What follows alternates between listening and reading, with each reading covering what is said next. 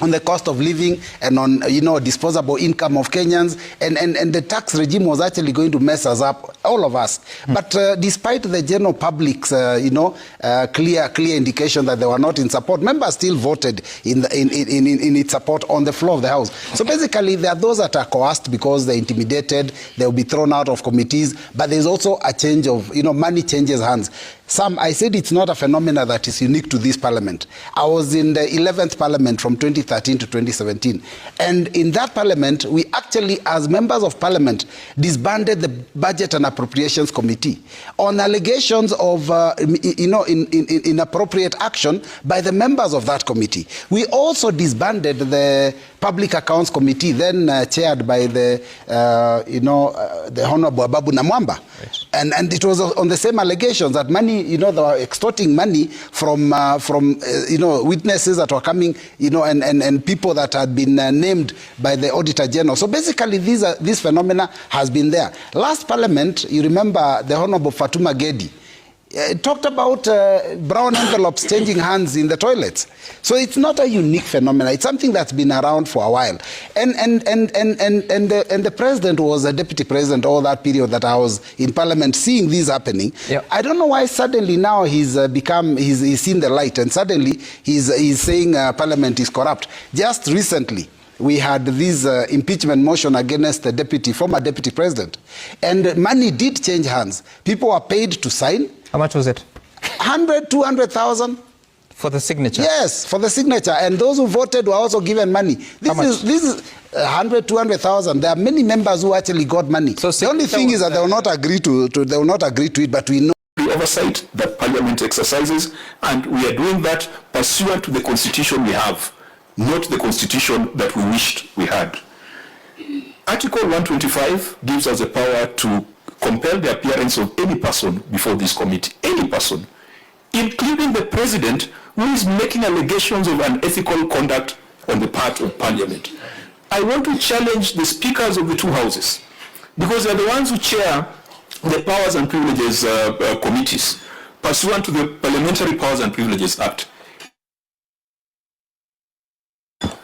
For the president to come and explain who are those people who are demanding bribes? Who are those people who are given bribes? Because you cannot try Parliament in a kangaroo court when statute already has clear provisions for dealing with unethical conduct on the part of members of National Assembly or members of the Senate. I think we should move away from this lynching, from this kangaroo court mentality, and challenge our speakers that they must convene the necessary committees and listen to evidence from the president and listen to evidence from anybody else who alleges unethical conduct on the part of members of National Assembly. Those are provisions and instruments available in the Constitution and available in the statute. And the question is, for those who claim that they bring bribes to Parliament, why would you bribe Parliament if you're not guilty, in the event that that was to happen? But even for us to determine the veracity of those allegations, Speaker Wetangula and Speaker Kingi, you are the defenders, you are the heads of this institution. You must now exercise Article 125 and summon the president. That article does not exclude the president. It says any person, Parliament has the power to summon them. Let the president come before a committee of Parliament.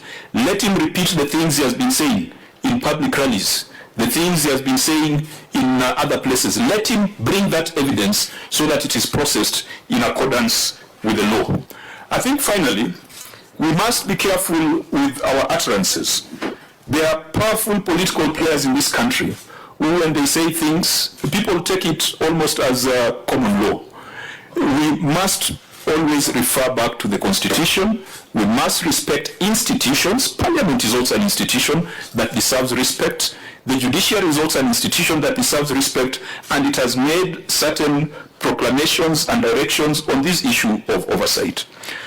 I think what is going to emerge also is that any governor who chooses to go with peer influence will have to carry his own cross, because there are clear provisions in the Constitution and law on contempt of Parliament. And honorable members, we must tighten the penalties and sanctions on contempt of Parliament. We have a fine of 500,000 shillings, which governors find very easy to pay. In fact, we have had governors who have paid it more than twice or thrice in one session. So we must tighten those consequences. Point of information, Chair, I'm going to interrupt your flow of thought. But in fact, we in the Senate already passed an amendment to the Powers and Privileges Act to enhance those fines, Honorable Chair. The Senate already enhanced those penalties. Honorable Chair Algei just allowed me to inform the Chair that we passed those, execute that order. And extent of suggesting that we need our own police force in the parliament and a police cell. Because you remember the frustration we had, and in fact it was this committee, with the governor of Nairobi, where if you say you want him arrested and brought before this committee, you depend on the Inspector General of Police, who might not be very willing to execute that order. The Senator Dulo has a problem with the police command in his county. They can't do anything. So you remember we had suggested that we should have powers of arresting people. When they threaten to arrest us, we will also threaten to arrest them. Wakitushika tunawashika. That's what we say. So the Parliamentary Powers and Privileges Act, it allocates powers to our parliamentary orderlies and sergeant at arms equivalent to the power of the police.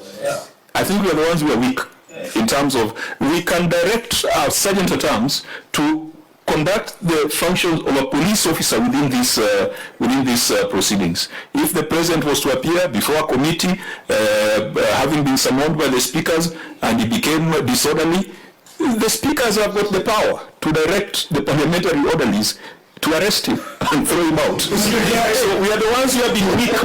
We have the laws. Chair, one thing you need to do is, again, choice of words. We are not the ones who are weak. It is our speakers who are not doing what they are supposed to do, Chair. Remember, by the police. So there is no security in Parliament, so we are being invaded by everybody. Strangers, the executive, I think anybody. Let's come back to the context. Yeah. That is why I'm saying the speakers we have are very weak. That's what we are trying to say. Because if this is the institution of Parliament, it is the work of the speakers and the leadership to protect an institution. That's what we are just saying, and that is why you are seeing contempt against Parliament, is because we have weak speakers. Listen, honorable members, they must take a walk. Let us be careful with the choice of words, because it's not about protecting Parliament, but it is ensuring that Parliament is engaged in ethical conduct. And the only way to establish that is for the speakers to convene the necessary committees and, using Article 125, summon the president to come and give evidence of 150 million from Isiolo, summon the president to give evidence of 10 million on anti-money laundering bill, and to give further evidence that he has. That is how the constitution that we have is drafted. And that is a challenge we are putting out to the speakers, not to protect Parliament, but to ensure that for the good of the public, the very gross allegations made by the president can be investigated and the public can also get closure, because there are clear mechanisms for resolution of an ethical conduct. If speakers don't know how to do it, they can borrow a leave from the head of judiciary. And I think the institution, then they have a responsibility, a duty of care to protect. Chair, this protection is important because you need to operate in an environment that makes you feel safe. Correct. It cannot be that everybody who wants to invade Parliament, they have a free day, until they go to the no. And the speaker must be able to say, you know what? We draw the line in the correct. This is how far you can go. Beyond this, if you have something to say about Parliament, there are procedures to say.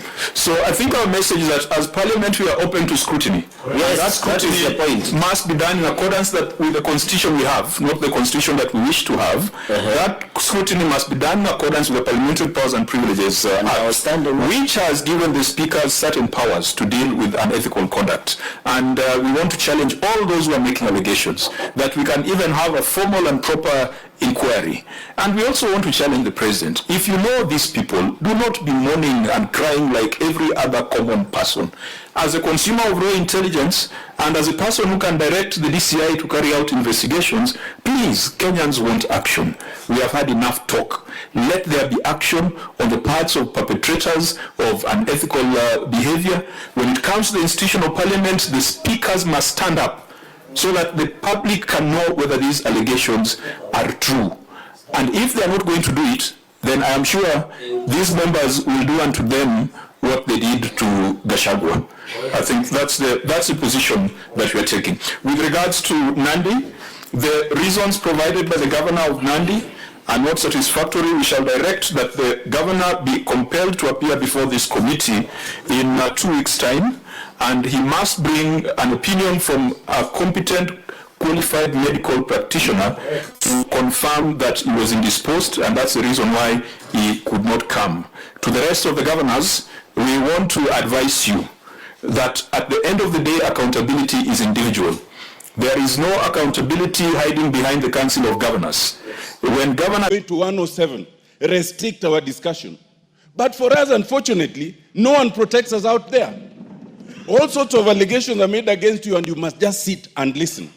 Our own ventilation is Standing Order 191. I want to suggest, Mr. Speaker, that under Standing Order 191, where we have our Powers and Privileges Committee, the Powers and Privileges Committee, 191(1)(a), is allowed to summon any person to appear before it for the purposes of giving evidence or providing information. This house has been called a house of extortion. This house has been called a corrupt house. This house has been alleged to have received some 10 million. My suggestion, Mr. Speaker, authorize the Powers and Privileges Committee to summon the President, or if not the President, then the head of public service and the secretary to the cabinet to come and tell us about these allegations, because we don't know how to protect ourselves out there. I so submit, Mr. Speaker. Yes.